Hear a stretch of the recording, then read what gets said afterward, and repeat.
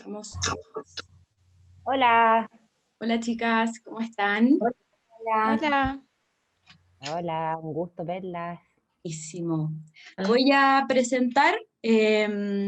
Paz parece que está con problemas con su cámara, pero al menos está aquí y estas somos las que somos, estamos las que estamos.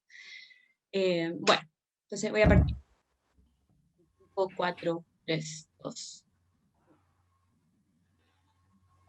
Bueno, mi nombre es Bernardita García y les quiero dar la bienvenida a las presentes aquí en el Zoom y también a toda la gente que nos está mirando hoy día en este segundo conversatorio de el primer Festival de Periodismo Narrativo Chile Crónico. Para los que no saben, este festival nace en el contexto del lanzamiento de la antología Chile Crónico 2020. Es una antología de crónicas, las mejores crónicas publicadas el año 2020, y que fue publicado por Berriche Ediciones y por la editorial Libros del Amanecer.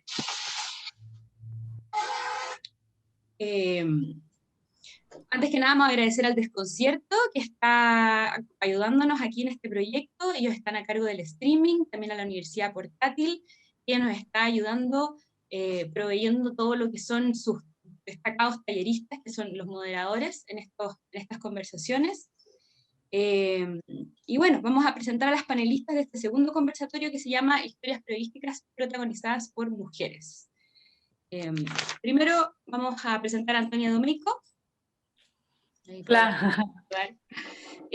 Antonia ha trabajado en Revista Ya, hoy en día trabaja en Revista Sábado, y además aprovechamos de felicitarla porque acaba de ser nominada al Premio Periodismo de Excelencia de la Universidad Alberto Hurtado este año.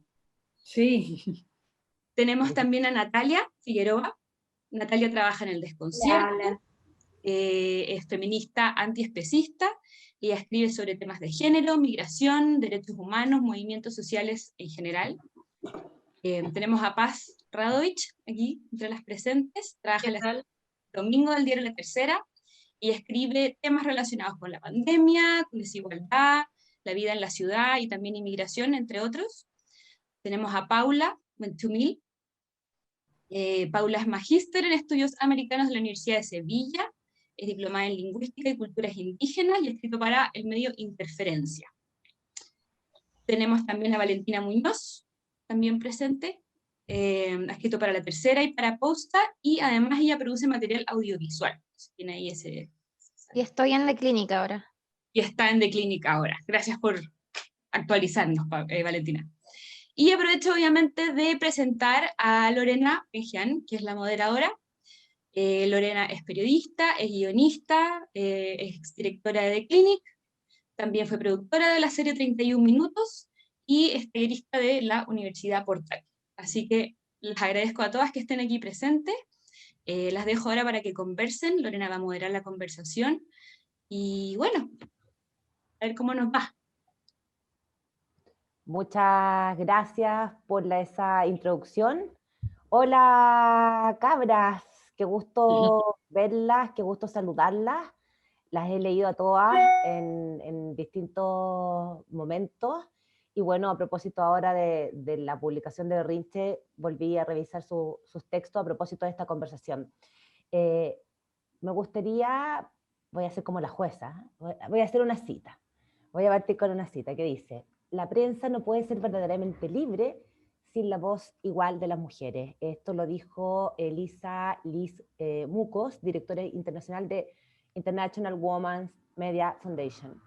¿Por qué parto con esto? Yo siento que esta conversación, y me gustaría que ustedes me ayudaran a causarla, tiene dos ámbitos, ¿no? Que es uno, el trabajo de una mujer en una redacción y de cómo estamos representadas, y hay otro trabajo que tiene que ver con la opinión pública, de cuál es lo que nosotros podemos aportar. ¿Por qué estamos hablando de historias periodísticas protagonizadas por mujeres? ¿Ustedes sienten que hay algo ahí? ¿Tienen algún diagnóstico de que algo está faltando? ¿Sienten la necesidad de ahondar en este tema? ¿Y por qué? ¿Partamos por ti, Paula?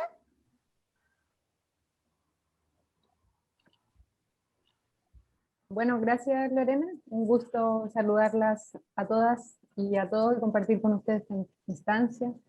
bueno, Marimar y Compuche, Pulamien, a la gente ahí que se esté conectando. A ver, por una parte, como preguntabas, Lorena, yo creo que es clave que existamos mujeres que estemos en las redacciones. Sabemos que los números no nos acompañan en estas plataformas, ni tampoco en cargos de poder, entonces creo que es súper importante que existamos como reporteras y estemos en las pautas y mostremos nuestros puntos de vista. Me parece que es súper relevante, ¿verdad? Y que ese número tiene que ir aumentando, tanto en mujeres como en esa diversidad de mujeres también, como mujeres migrantes, mujeres indígenas, mujeres afrodescendientes, que también son pocos los espacios que existen. Y respecto a la segunda pregunta, claro, historias de mujeres también es otra arista súper relevante, porque cuando reporteamos, vemos que, o leemos otros artículos, muchas veces vemos que las fuentes, ¿verdad? Muchas veces son hombres, hay textos que solo hay hombres, y a veces uno mismo que está reporteando va buscando fuentes y se va topando con esto, ¿verdad? Como el especialista tanto es hombre, la persona que es dirigente es hombre, y personalmente yo trato al menos de ir derribando esto de a poco, de ver si hay tantos especialistas, ir por una mujer, porque también puede ser súper pertinente. Entonces creo eso por una parte, ¿verdad? Como la construcción de reportajes o artículos que vamos haciendo. Y claro, y en el caso de historias o relatos más personales también, o sea, poner las voces de las mujeres que hemos sido, ¿verdad?, calladas históricamente, y también en los medios de comunicación, y no solo eso, sino que maltratadas en los medios de comunicación a través de los tratamientos, ¿verdad?, de la violencia machista, de los femicidios, etcétera. Sabemos que hasta el día de hoy es brutal y es violento cómo son muchas veces los medios de comunicación hacia esas coberturas. Entonces, me parece súper relevante esta instancia donde mujeres que estamos creando y reporteando podamos ir reflexionando sobre eso. Adhiero completamente. Yo veía, Natalia, que tú asentías cuando hablaba la Paula. ¿Cuál es tu sentir con respecto a este diagnóstico? ¿Tú tienes un diagnóstico de cuál es la situación del periodismo, de las historias periodísticas protagonizadas por mujeres y la responsabilidad de los medios, y en particular nuestra como mujeres que cubrimos mujeres? ¿Cómo lo ves? Bien, bueno, primero agradecer también esta instancia. Creo que es muy importante que esto precisamente de tener el periodismo con perspectiva de género, yo creo que por ahí va el foco, abrirlo dentro de la cobertura que se hace de los derechos humanos, entender que los temas de género son parte de eso, y hay que tener también, digamos, ese marco de tratamiento y de ética a la hora de cubrirlo. Y yo también, claro, adhiero mucho a lo que dice Paula, porque creo que tenemos una responsabilidad como medios de comunicación siempre hemos estado subrepresentadas como mujeres en la pauta mediática. Entonces, claro que tenemos una responsabilidad de, por ejemplo, el uso de fuentes. Me parece que muchas veces cuando, claro, nosotros nos vamos dando cuenta que están, por ejemplo, los mismos paneles, en televisión ha salido noticia, ha sido...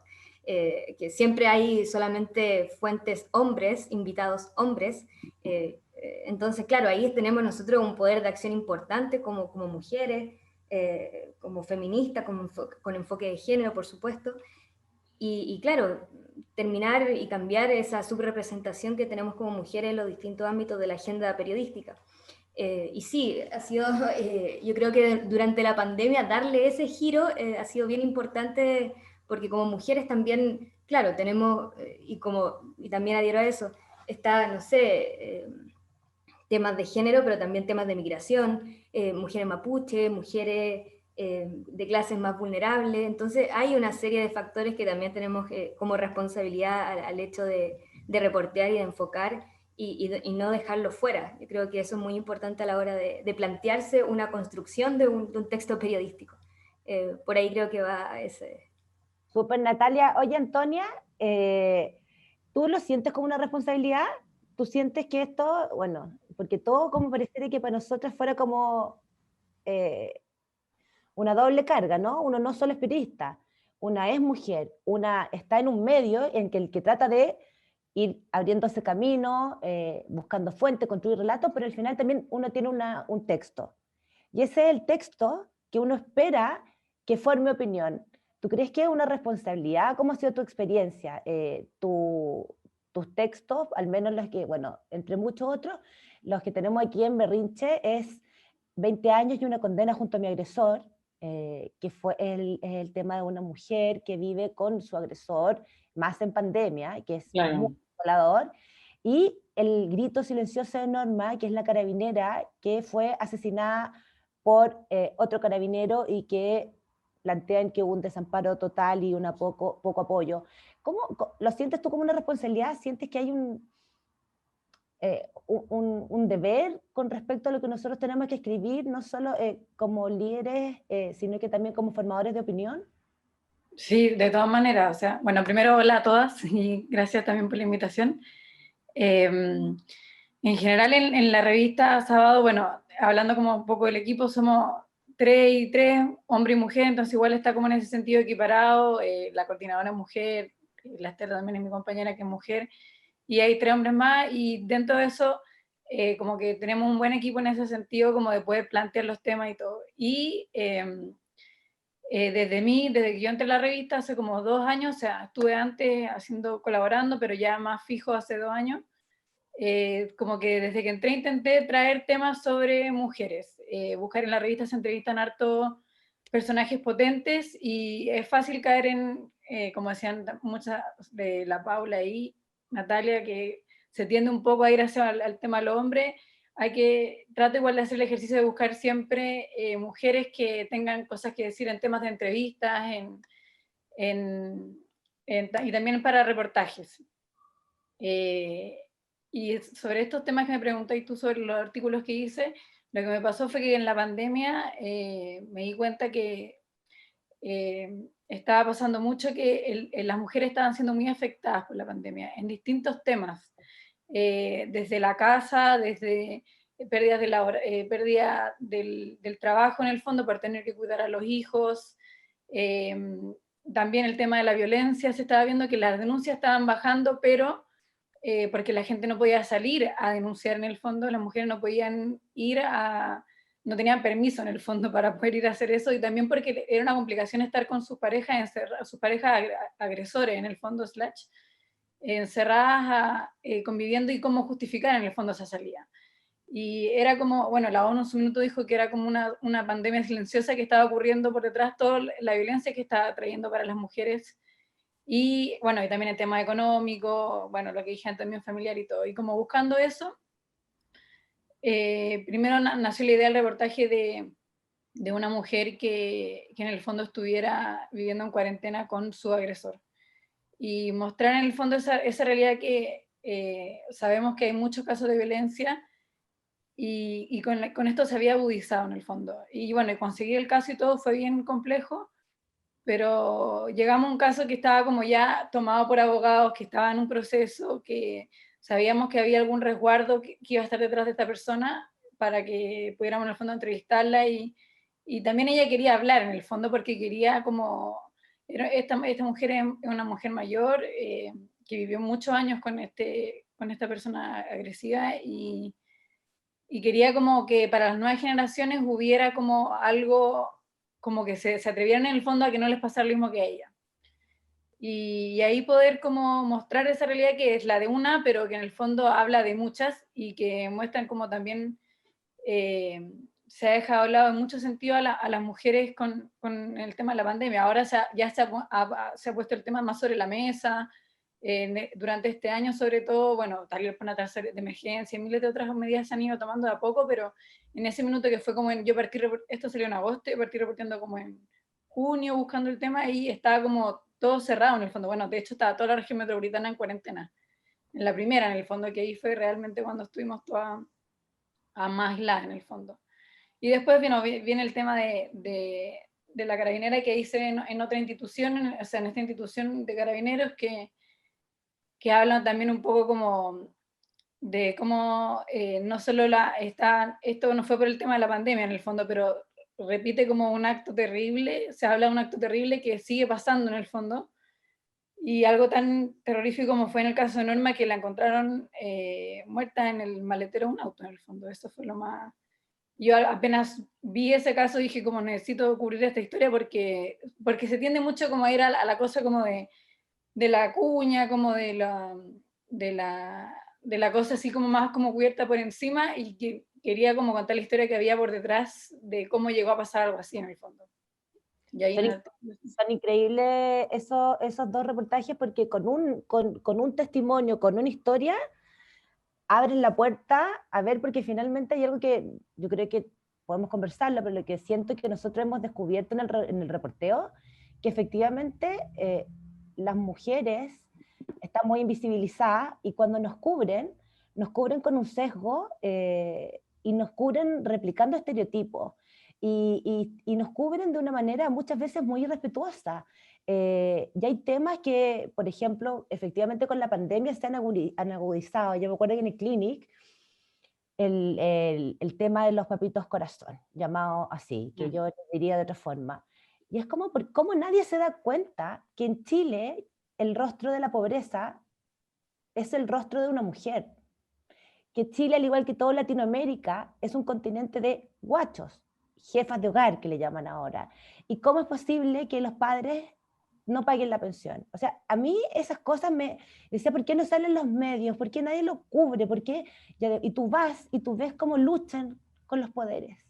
Y luchan, y luchan, y luchan, y no pasa nada. Entonces yo decía, aquí hay una responsabilidad de la prensa que, ¿por qué no lo estamos cubriendo? Es violencia psicológica, es violencia económica, bueno, después con la pandemia como que se desnudó, ¿no? Con lo de los retiros. Pero creo que hay un tratamiento en cómo se nos muestra en los medios que a mí por lo menos me indigna. Cómo nos estigmatizan y cómo replican estereotipos, cómo se nos abarca, cómo se nos falta de respeto en la Crónica Roja. En ese sentido, Paz, tú trataste un tema ampliamente cubierto en todos los matinales, en todos lados, una cosa brutal, que es lo que pasó con Ámbar. Pero tú le diste un giro. ¿Cómo fue tu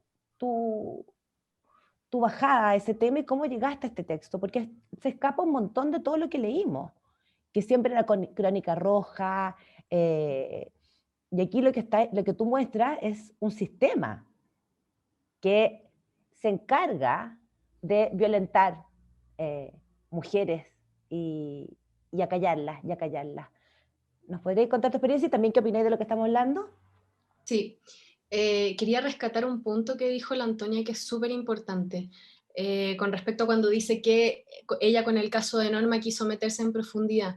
Yo siento que de un tiempo a esta parte, bueno, en verdad hace mucho tiempo ya como que siento que la sociedad un poco perdió la capacidad de asombro con este tipo de crímenes, como que lo vemos en la tele, chuta, un femicidio más, ya está la cuña del fiscal, está la cuña del familiar y se acabó, y la gente se olvida y queda ahí, ya, ¿cuántos femicidios hay? 60.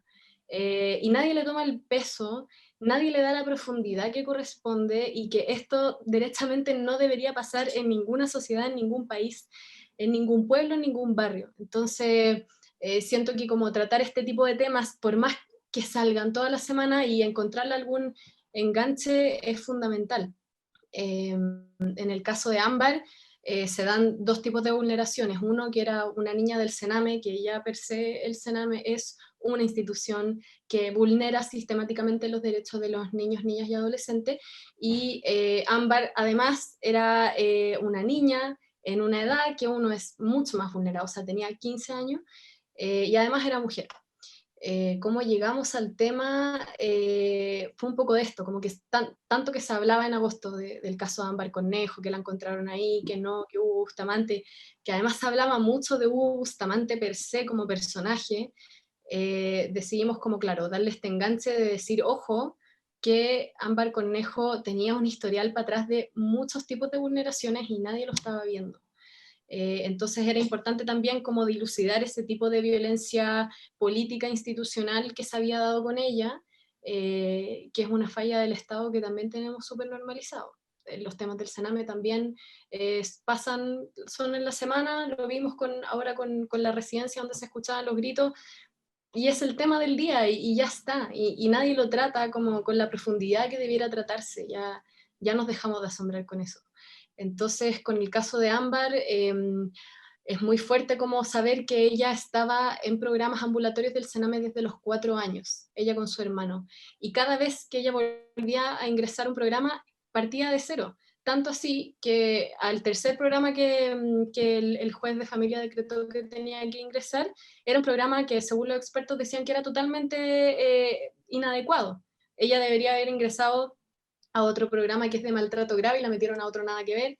Entonces eso hizo que muchas veces se tomaran decisiones demasiado tardías, que quizás qué hubiera pasado con Ámbar Cornejo si hubiera estado en el programa correcto.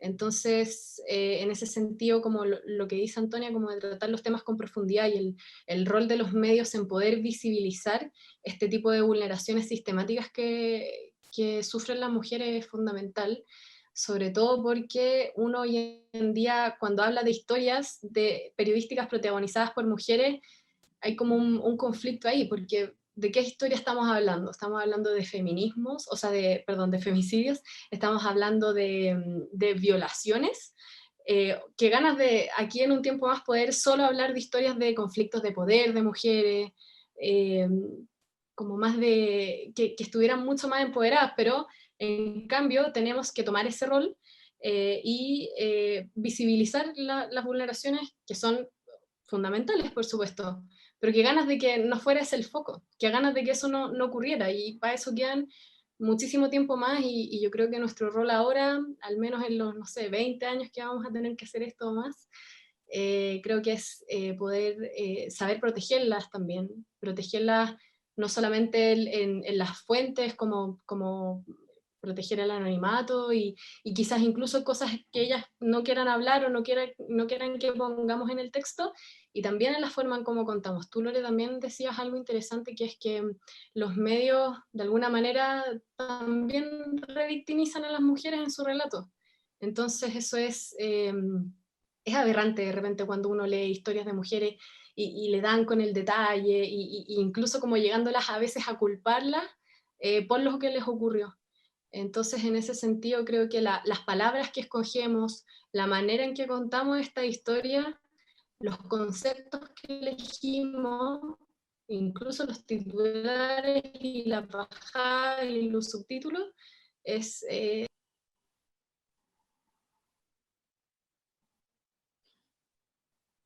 no sé si me quedé pegada. Ahí te quedaste un poquito pegada, pero te escuchamos. Y yo te iba a agregar incluso las fotos. Ojo, por Dios, que cuesta luchar por poner la foto y decir, no quiero esta foto, quiero otra foto. ¿Por qué tiene que ser esta? ¿No les pasa o no? Bueno, a mí me ha pasado un montón de veces que el tema es la foto. Por favor, no me pongan más esta foto. Basta.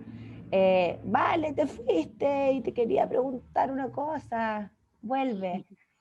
Bueno, la Vale escribió, si ustedes pudieron revisar ahora para Berrinche, su selección es En Chile no hay misotrol, el suplicio de abortar en cuarentena.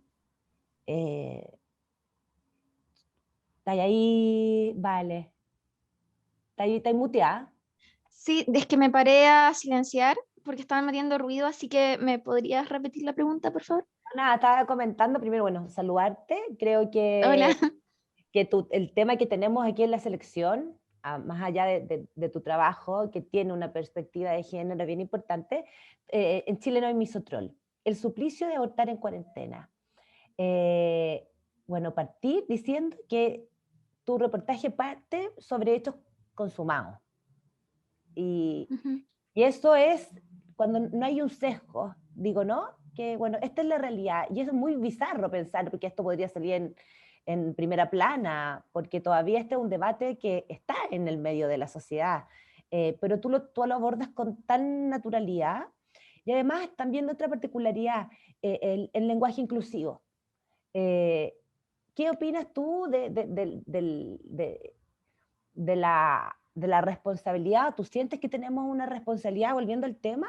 Y segundo, este tema a mí me pareció que se salía de toda norma, en el sentido de ir como 5 pueblos pasados, para poner un tema que mucha gente puede decir esto es discutible, pero ni siquiera te lo planteaste. Sentí yo que había un poder o una convicción en plantearlo y cómo lo planteaste. ¿Nos podrías contar tu experiencia y qué opináis sobre el periodismo y las historias protagonizadas por mujeres? Bueno, gracias por la invitación y partiendo por lo del lenguaje inclusivo, pienso un poco el discurso que siempre repetimos, pero que no siempre podemos ejercer en ciertos espacios, como por ejemplo, yo comprendo que no en todos los medios se permite hablar con lenguaje inclusivo por cuestiones obvias. En ese sentido estaba en una posición que me lo permitía, en una posición más libre porque estaba en un medio alternativo y hablo como a mí me gustaría que hablaran todas las personas que quisieran, si pudieran. El lenguaje inclusivo no impone a nadie que hablar de una manera determinada, sino que uno lo hace por iniciativa propia y aún existe gente que no lo entiende, que piensa que el lenguaje inclusivo impone que tú hables así, cuando nadie obliga a nadie. Y es tanto funcional como simbólico.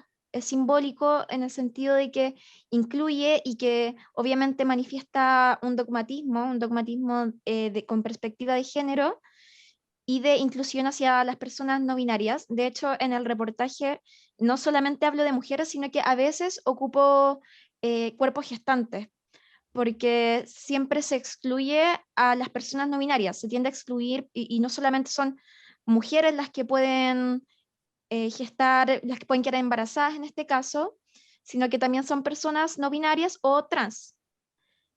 Entonces, por eso yo decidí que este era un reportaje en el que sí o sí tenía que ocupar lenguaje inclusivo, sin embargo lo ocupo en general en mis trabajos, porque, bueno, es un poco el discurso que ya todos conocemos de el lenguaje lo hace la gente, no la RAE. La RAE es un ente colonialista, en fin, obviamente algo ideológico, pero que hoy en día creo que se ve como ideología y mañana va a ser algo muy básico.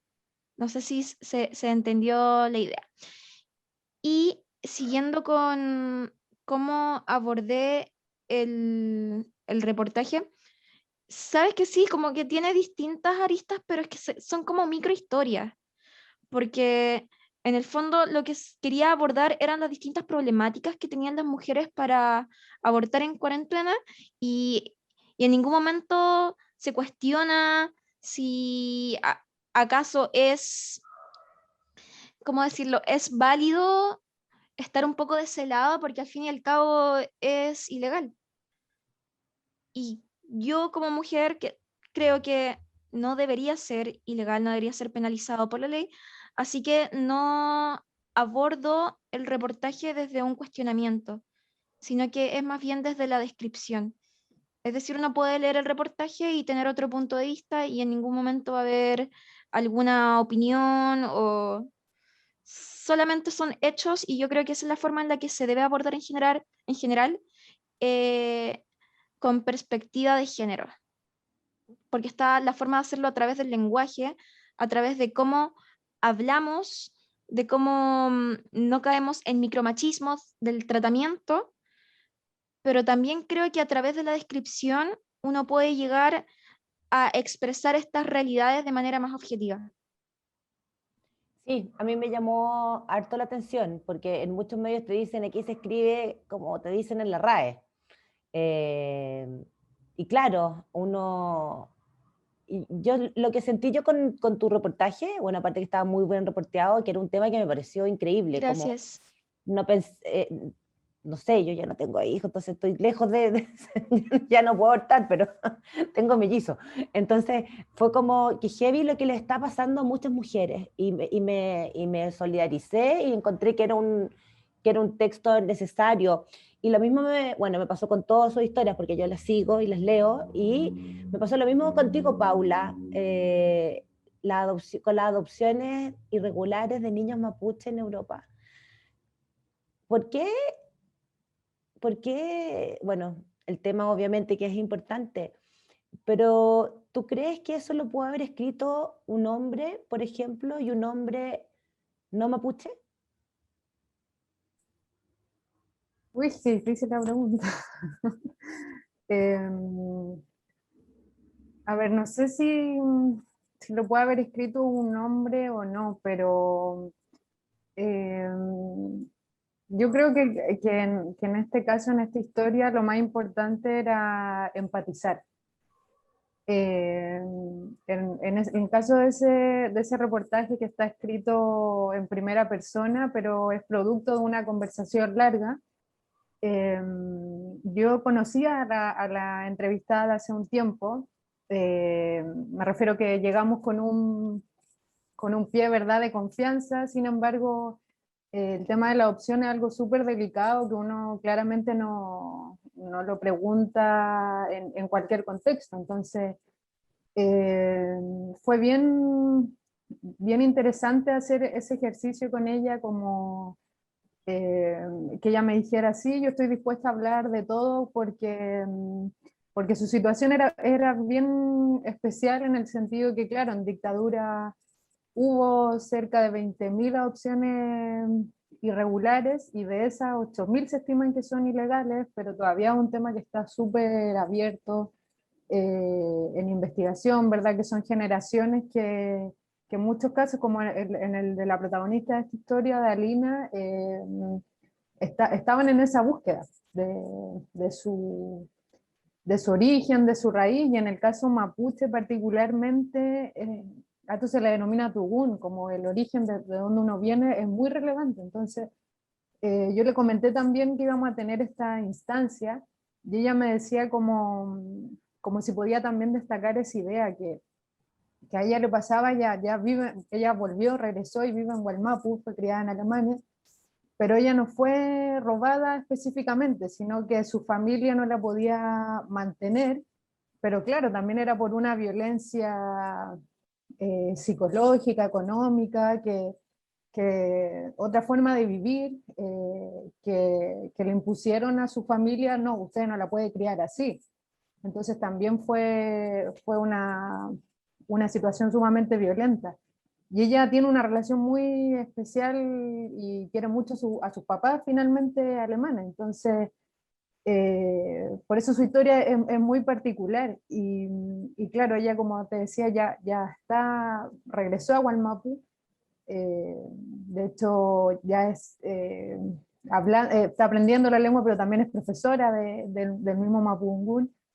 Y, y claro, ella me decía como muchas veces cuando sabían que era adoptada, porque ella evidentemente tiene un acento extranjero, alemán, que las personas le decían, pero qué suerte, como viviste en Europa, te criaron allá, como oportunidades, como que siempre le daban esa connotación positiva.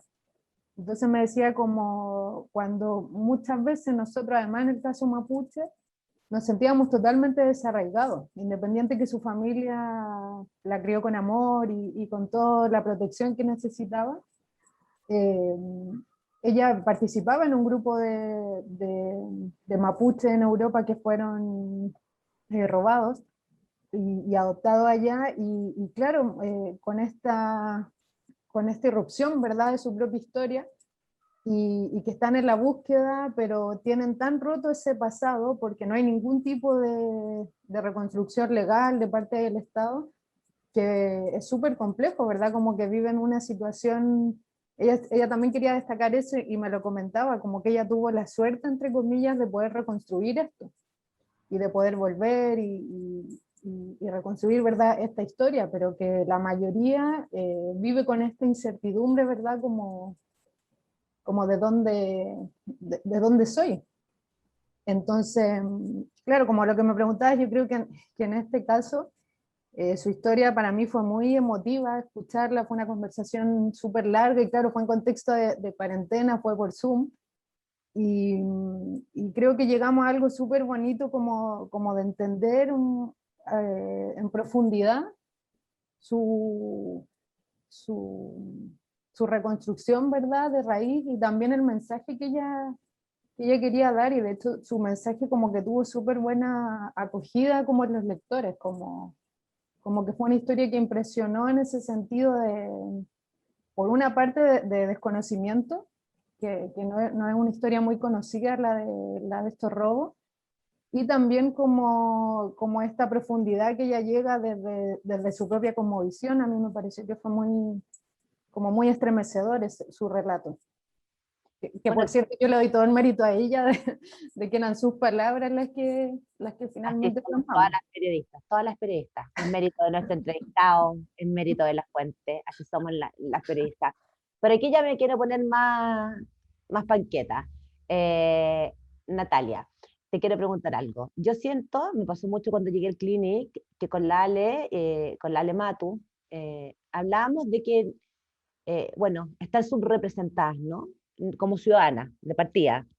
Ser mujer y estar subrepresentada en todas las posiciones de poder. Y el periodismo efectivamente tiene un poder. Entonces, cuando tú lo tienes, ¿cómo lo ocupas? Y nos dimos cuenta que las mujeres, y en este caso esta dupla, no sé si en general, pero la dupla de la Ale Matus conmigo, sentíamos que no éramos solo, no era un, dos, tres por mí, por todas mis compañeras, era un, dos, tres por mí y por todas las minorías, era un, dos, tres por mí, por los mapuches, bueno, la Ale es diaguita, y yo también soy mapuche. Entonces, de repente íbamos y decíamos, estos temas son nuestros, y al final era como, no era solamente las mujeres, sino que éramos como, ¿por qué estas cosas no se han tratado antes y por qué no se han tratado de otra forma? Entonces era como más allá del 1, 2, 3 por mí y por todas mis compañeras. Pero siempre reparábamos en algo, y yo creo que aquí la Natalia me interesa mucho su opinión. Es un periodismo femenino, es un periodismo feminista, y es el periodismo una forma de hacer activismo. Uy, qué difícil. Yo siento que no va separada la visión de defensa de los derechos humanos del trabajo que tenemos nosotros. Yo de hecho creo que sí lo utilizo como una herramienta a la hora de plantear una pauta cuando lo hacemos semanalmente. Porque creo que si es que hemos llegado a estos espacios que de poder también, digamos, en la representación que podemos tener y la formación de opinión, sí es una herramienta que tenemos y tenemos que utilizarla precisamente con ese enfoque. Me parece que no. Claro, y yo ahí comparto lo que decía la Valentina hace un rato, que se trata de describir hechos. O sea, tampoco es que vamos a poner una opinión por más que nosotras creamos que esto nos parece tal o cual. Es la descripción de hechos a través de los testimonios que nos entregan. Y bueno, sí, es con una perspectiva de género, porque en el fondo tenemos noción de cómo se cubren ciertas cosas, por ejemplo, de no ir a revictimizar. Muchas veces cuando nos pasan, a mí me ha pasado varias veces, cuando nos pasan causas, no sé, judiciales por femicidio o por violencia de género, por maltrato, bueno, te encontráis con un montón de documentos y relatos crudos, y tú decís, bueno, y aquí con compañeras decimos, bueno, esto no lo deberíamos poner, o las mismas fotos, por ejemplo. El otro día con el caso de la Francisca Moll, la abogada a mí me pasó todas las denuncias que tenía y me dijo, bueno, ahí a tu criterio. Y en el fondo, claro, ahí está el tema. Nosotras tenemos esa herramienta, pero esas cosas no las podemos publicar. Y decimos, no, esto no va, esto sí, esto tal. Entonces, claro, hay una cobertura. Y yo creo que la perspectiva de género, en ese caso, más allá como del activismo, si pensamos o no, tal opinión respecto en general del tema, es tener el criterio ético a la hora de publicar algo. Pero por la descripción de los hechos finalmente.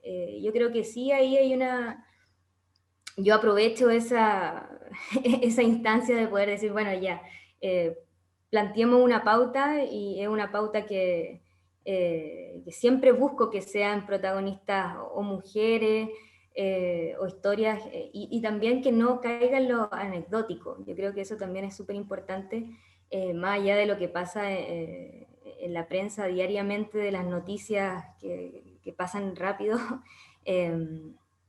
Hay un hecho que hay que analizar más en profundidad y que no se quede en esto anecdótico de que fue un femicidio y pasó esto y y bueno, tomaron detenido al supuesto femicida, pero no, hay cosas que están pasando ahí, por ejemplo, que las medidas cautelares no funcionaron, que por qué la cadena de justicia no está funcionando en esto, hay cosas que van más de fondo, entonces, claro que tenemos ahí, yo creo que una herramienta para apuntar a esos poderes que no están funcionando en estos casos, por ejemplo, el sistema de justicia, o por qué las causas que llegan a tribunales de familia finalmente no quedan ahí estancadas. Bueno, ahí yo creo que hay una descripción de hechos que va más allá del activismo que podamos tener o no. Pero sí, yo creo que es una herramienta desde cómo nos planteamos los derechos humanos en general. Yo creo que eso.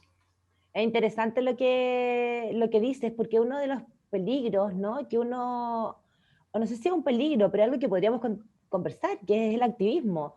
Eh, ¿Convive con un periodismo sano? ¿Cómo lo ven ustedes? Porque, por ejemplo, sus historias, las que estamos conversando, ¿hubiesen funcionado mejor o de otra forma si lo hubiesen cubierto hombres? ¿Cuál es lo que estamos diciendo? ¿Estamos diciendo que estamos siendo subrepresentados? ¿Estamos diciendo que queremos que nos traten de otra forma? ¿O estamos diciendo que tenemos otra sensibilidad? ¿Qué opinas tú, Antonia? Sí, yo creo que como un poco lo que decía la Natalia, como que creo que el punto clave está como uno puede tener, yo personalmente tengo mi intereses respecto a temas de género y también de diversidad sexual, también llevar temas sobre temas LGTBI, de adopción homoparental, de historias trans, traer otros tipos de temas también a la revista, que son cosas que a mí me interesa visibilizar, tanto de mujeres como de diversidad sexual en el fondo. Y ahí está como el punto de inflexión en el fondo, como traer esos temas a la pauta y lograr que se aprueben también, venderlos bien, tenerlos bien pre-reporteados, tener el acceso ya listo en el fondo para poder hacer el tema y que pueda aparecer en el medio en el fondo, y mostrar historias que muchas veces hay lectores que ni siquiera se han encontrado con esa historia. Pero a la hora de enfrentar el artículo, creo yo, hay que tomar esa como con cualquier tema en el fondo, como sacarse sus propias impresiones o opiniones o posturas y tomar la historia en el fondo. Como que siento que el tema de los intereses está más en el pauteo más que a la hora de enfrentar el artículo. En lo que yo sí cuidaría en el fondo, uno igual inconscientemente tiene una mirada diferente respecto a lo que hablaba, por ejemplo, decía La Paz, como el tema del lenguaje, cómo lo abordamos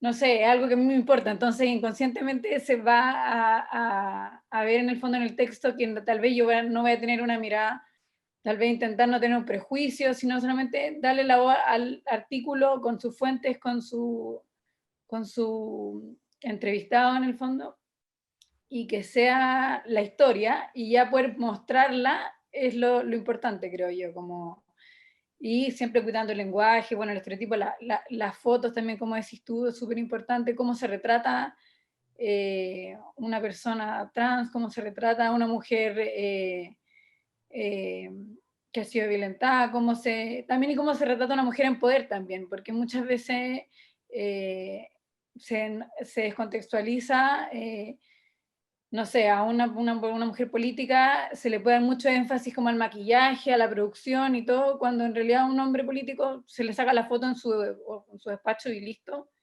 Y como tratar de que sea como igual en ese sentido, no como querer como enfocar hacia la belleza o los estereotipos que tenemos asociados hacia las mujeres, como que se aplica a toda la gama de artículos que uno puede hacer, pero son cosas que uno tiene como intrínseca.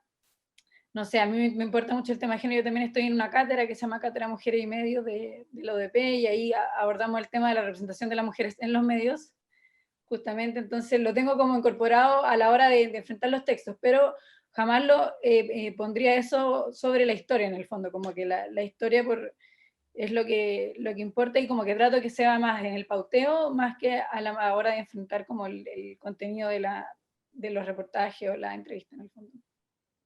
Paz, ¿tú cómo abordáis este tema? Porque también a veces se da que es como tenemos una sensibilidad especial, no sé, que es apropiación cultural. Tú no escribas esto, porque tú no puedes escribir sobre aborto porque tú nunca has abortado.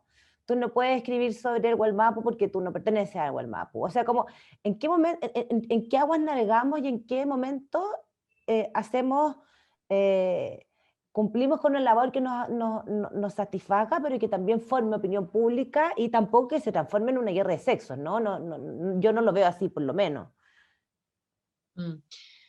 A ver, yo creo que al menos pasa en mi equipo, en la tercera, que cuando planteamos pauta, cada uno sabe a dónde guiar sus temas. O sea, como que el hombre que hace ciertos reportajes va a guiar su reportaje al tema que a él le parece, y ahí un poco hay como harta libertad y flexibilidad como en decir, y que nuestros jefes puedan decir, no sabéis que este tema es más para la paz o es más para no sé quién, pero igual de alguna manera como que cada uno tiene como, no sé si su propia lucha, pero sus propios intereses, y va proponiendo pautas como en ese sentido. Yo como que siento que no, como que no quiero ser tan tajante en decir que hay temas prohibidos para algunos y otros no, pero creo que sí, si es que un hombre tuviera que hacer un tema, por ejemplo, de aborto, creo que es importante que lo haga con una perspectiva de género y que antes de hacerlo quizá se lea algún libro feminista o, o como que se informe para que pueda contar y mostrar la historia de la manera correcta y adecuada, porque claro, como tú dices, como no se trata de una guerra de sexos, pero, ni género, pero al menos en mi caso, a mí me pasa que yo, o sea, a mí me interesan mucho los temas feministas y yo en general siempre me gusta proponerlos así, y creo que la manera de hacer activismo está en todos lados, y la conciencia y la perspectiva de género está tanto al momento de proponer la pauta, al momento de hacer pre-reporteo, hacer las preguntas que hay que hacer también, y sobre todo a la hora de cómo lo vamos a escribir.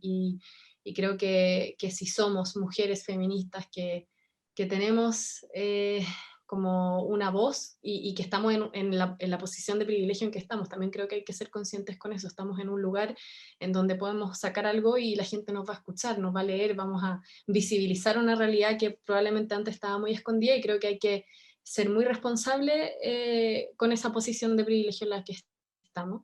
Y en ese sentido, por ejemplo, claro, a la hora de elegir las fuentes, muchas veces pasa que hacemos un tema sin nada que ver, cero que ver con feminismo ni nada de eso, ni historias de mujeres, pero claro, como dicen aquí, todas las chicas son como fuentes de hombres, fuente masculina, y es terrible porque en verdad uno dice, no, pues, o sea, no porque estemos haciendo un tema científico o de ingeniería, que claro, es más difícil encontrar mujeres en esos rubros, vamos a poner a puros hombres porque sí, o sea, eso no debería suceder, y creo que enfocarse mucho en los temas de, como en la paridad, a la hora de tener las fuentes es fundamental, y el activismo está un poco inconsciente metido en todos los ámbitos, pero creo que no, o sea, creo que cuando un hombre va a tratar un tema así, creo que tiene que hacer como una pre-reflexión antes de cómo va a enfrentar el tema, pero yo creo que no sé si hay temas prohibidos, pero sí creo que quizás en ciertos temas como más delicados una mujer feminista lo podría hacer mucho mejor. ¿Vale? ¿Cuál es tu opinión? Ya, yo tiendo a pensar que los temas de géneros tienen que ser cubiertos por mujeres o personas dentro de, del mundo LGTBIQ+, minorías en general, que para mí las mujeres vamos en conjunto con eso. Es decir, para mí los temas de género, en otras palabras y más simple, no deberían ser cubiertos por hombres heterosis. Pero entiendo que no es una regla, sino que es mi forma de verlo. O sea, tampoco creo que existan temas prohibidos, pero para mí lo más apropiado es que todas estas temáticas sean cubiertas por mujeres o minorías.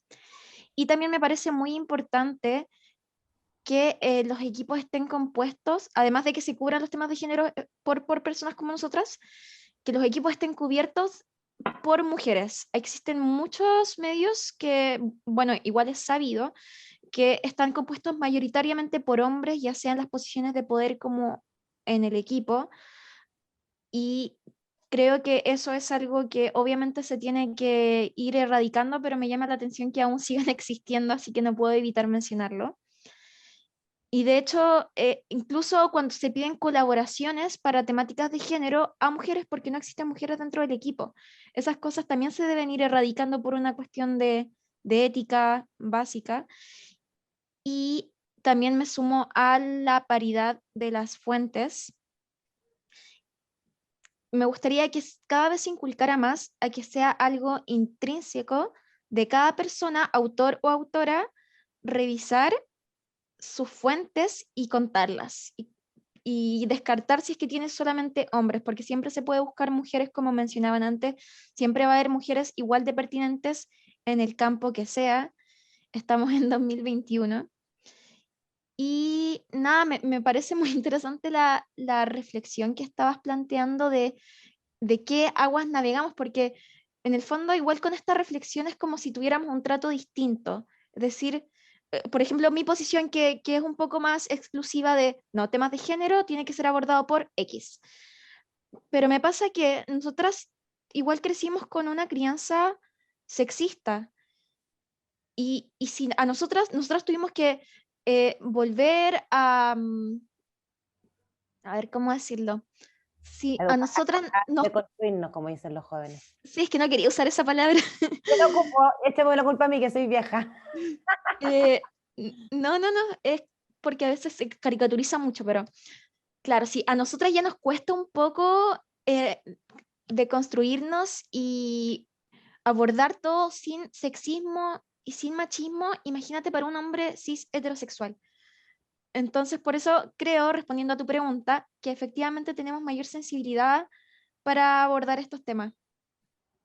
A mí me pasa, yo les puedo contar que cuando fui directora de Clinic, bueno, ustedes comprenderán, no les voy a contar nada, pero bueno, el punto fue que cuando llegué y me pasó que fue como, a ver, necesito mirar el equipo, necesito voces, me salió como natural, no lo sentí como que era algo forzado, no sé si les pasó a ustedes, siento que me nace así, y siempre viendo, necesitamos más mujeres, necesitamos, o sea, obviamente si van a hablar de aborto, necesito por favor, o sea, lógico que tiene que ser tema que tiene que ser abordado, y en ese sentido a veces decía, igual lo estaré replicando yo también de un modo positivo, algo y arrinconando a los compañeros. Me pasaba como que de repente yo también como que me excedía en mi entusiasmo, y por eso les planteaba como que cómo hacerlo para que no sea una lucha de género y que sea algo amable y en lo que todos podamos participar. ¿Tú cómo lo veís, Paula? Si tuvierais que hacer un medio, ya, soñemos. ¿Cómo sería tu medio ideal?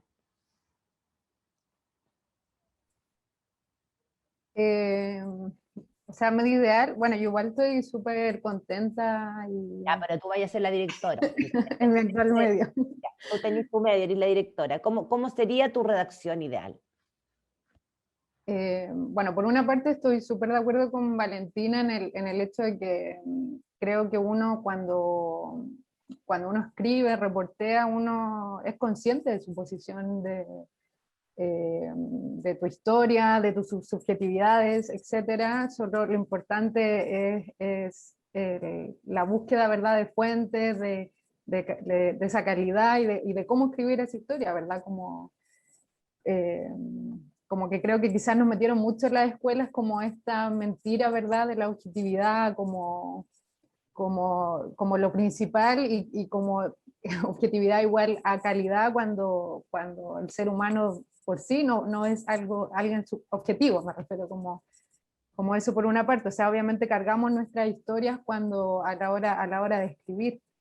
Y respondiendo más a tu pregunta, o sea, un poco lo que hemos conversado todas, o sea, primero, reacciones que ojalá sean paritarias en número, de tanto hombres, mujeres, también que sean diversas en el sentido de mujeres indígenas, de mujeres migrantes, de mujeres afrodescendientes.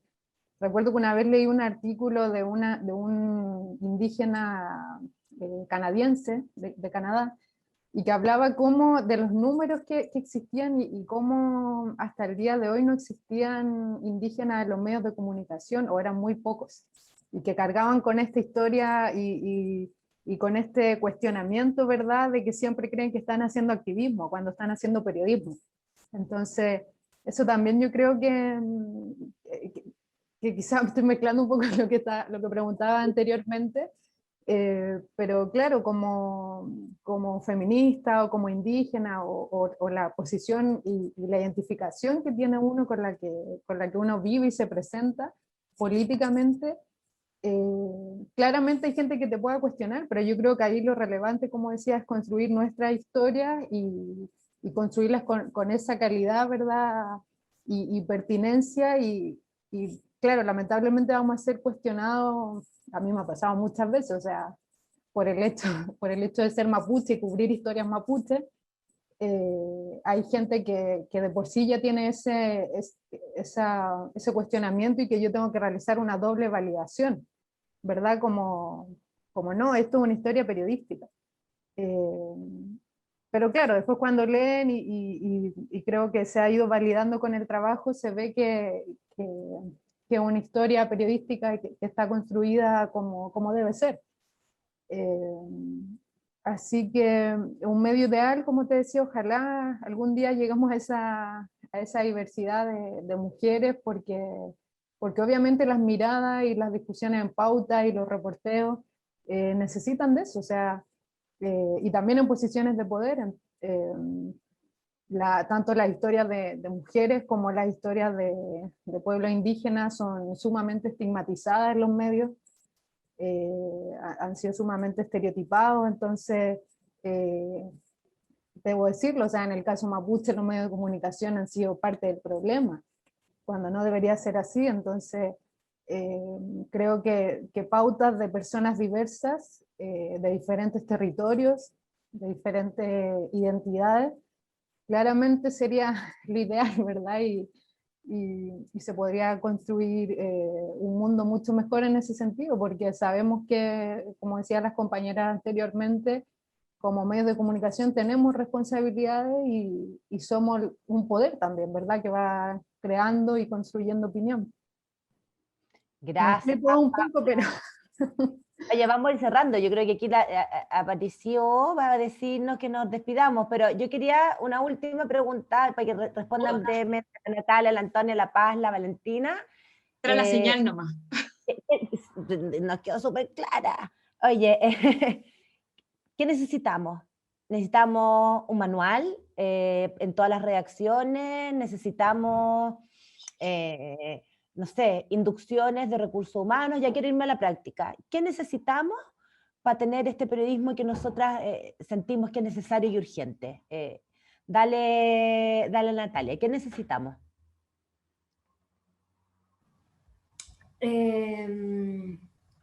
Yo creo que sí, se necesita harto, primero de capacitación. Sí, yo creo que, a ver, se necesita manuales, ya están. Yo creo que hay harto material. Yo creo que se necesita interés y autoformación en muchos casos de los periodistas, de los compañeros. Nosotras hemos adquirido un enfoque de género porque nos interesa el tema. Todas las que estamos acá tenemos esa opinión. En general, las periodistas, cuando nos interesan los temas de mujeres, porque sentimos, cuando nos enfrentamos a estas historias, tenemos empatía para tratar con las fuentes, tenemos sensibilidad, pero también creo que los compañeros periodistas tienen que tener el interés propio de autoformarse, tomar esos manuales y esa información que ya está, y tomar la iniciativa propia, creo, porque creo que hay harto material y hay hartos manuales y se han hecho muchas bueno, nosotros, por ejemplo, en el diario hemos hecho capacitaciones a los distintos equipos que han ido pasando. También el Colegio de Periodistas ha hecho muchas veces esto. Hay una cátedra de periodismo de género. Entonces yo creo que el material está y hay que tomarlo y empezar a, no sé, a hacer cosas más de periodistas como más, no sé, incluso más grandes quizás, involucrarlos más a los temas de género, en las pautas también. Yo creo que sí, los temas de género los tienen por una cuestión de empatía y sensibilidad, lo tienen que llevar las mujeres o diversidades sexuales, también creo que porque estamos más involucrados en esto, pero sí, si los van a tomar hombres periodistas, bueno, entonces que escuchen también los consejos que en las pautas les podemos decir, oye, mira, está tal fuente, te puede ayudar en esto, ah, ya, entonces que también que se abra esa posibilidad. Pero eso, yo creo que hay mucho de iniciativa propia y de querer tener un enfoque más plural y que integre más a esta historia y que sean bien abordadas. Yo creo que eso. Gracias, Natalia. Antonia, ¿qué falta? ¿Cómo lo eres tú? Sí, bueno, se necesita, creo yo, así como más a largo plazo, obviamente un cambio más cultural y de paradigma en el fondo o de educación que viene desde que somos chicos, que ojalá eso es más lento, ojalá ahora sea más rápido, con todas las olas feministas que han habido ahora, la universitaria y todas las revoluciones que han habido, igual algo se ha podido avanzar, pero eso le queda para rato, pero como más concreto tal vez en los medios, más mujeres periodistas y más mujeres en cargos de dirección, o sea, actualmente los directores de medios son la mayoría hombres, creo que hay solamente 2 mujeres en el financiero y en el Clinic, y listo.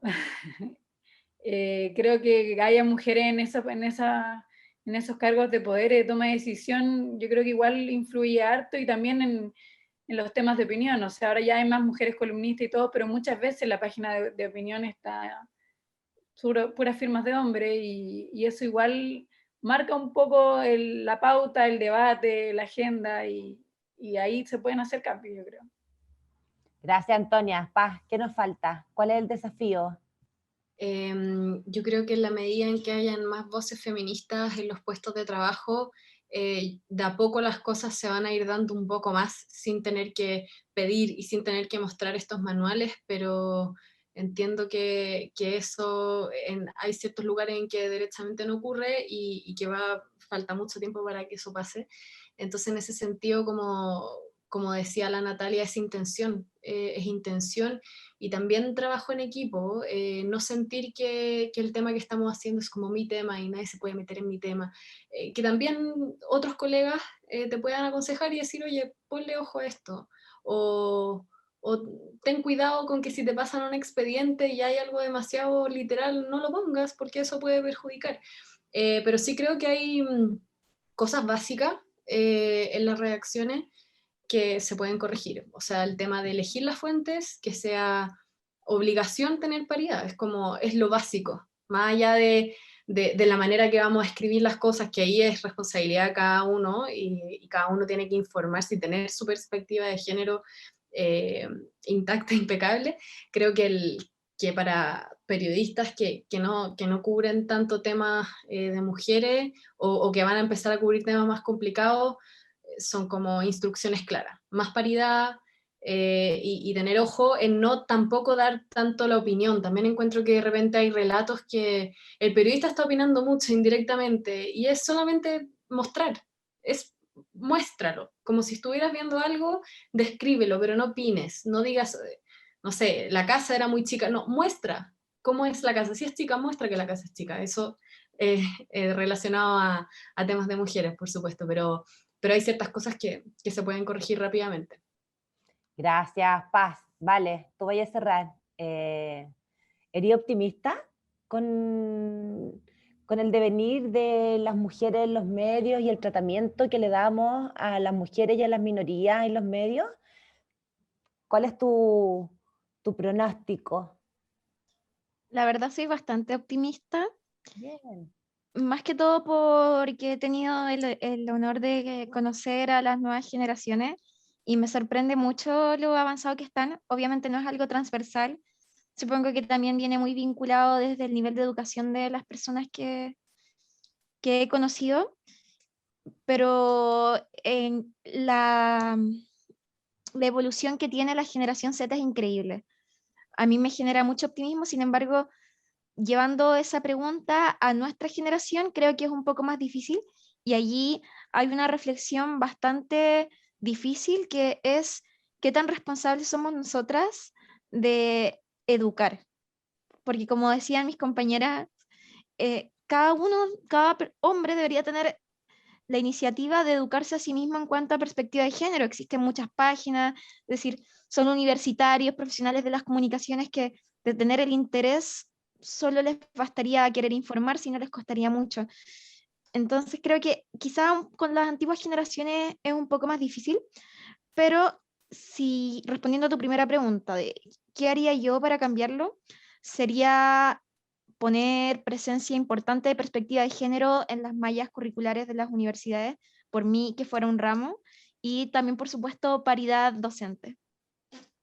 Qué buen punto, qué buen punto. Efectivamente, en nuestra formación pasamos harto tiempo en la objetividad. Y en ética, y cómo nunca se tocó Y en el género en lectura. ética. Por lo menos a mí nunca me enseñaron, no diré que nunca, porque tuve buenas profesoras, pero le hubiese dado mucho más espacio a temáticas de género en ética, porque creo que es uno de los errores más comunes dentro del periodismo y me sorprende que no haya sido primordial por lo menos en mi educación. Oye, gracias a todas. Jefa, estamos. No sé qué más. Yo le agradezco, yo la felicito a todas. Yo soy mucho más vieja que ustedes y confío mucho en ustedes. Yo he tenido que aprender, desaprender. Mi generación sí que viene no solamente en el periodismo, sino que viene de un lugar ferozmente machista, violento, y a veces en puertas adentro también.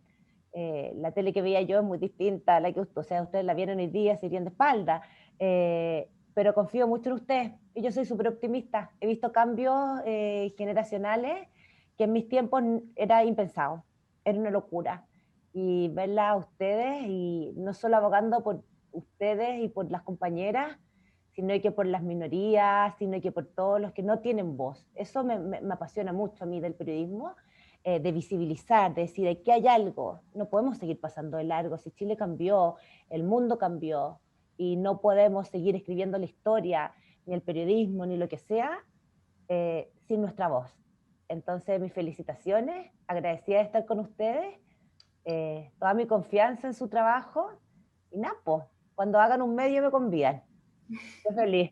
Gracias, chiquilla. Duro. Gracias, Lore. Bueno, chicas, Gracias. muchas gracias a todas. Se mandaron tremenda conversación. Va a estar muy, muy bueno. Creo que la gente lo va a disfrutar muchísimo.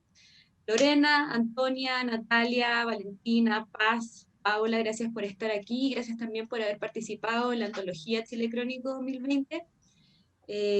Bueno, y eso. Ojalá podamos seguir teniendo instancias como esta y a ver si cuando ya pasa la pandemia podemos juntarnos a planear ese próximo medio.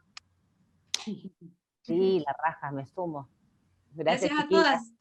Gracias. Gracias, También. chicas. Gracias, que estén bien. Chao. Gracias por la Chao. invitación. Gracias.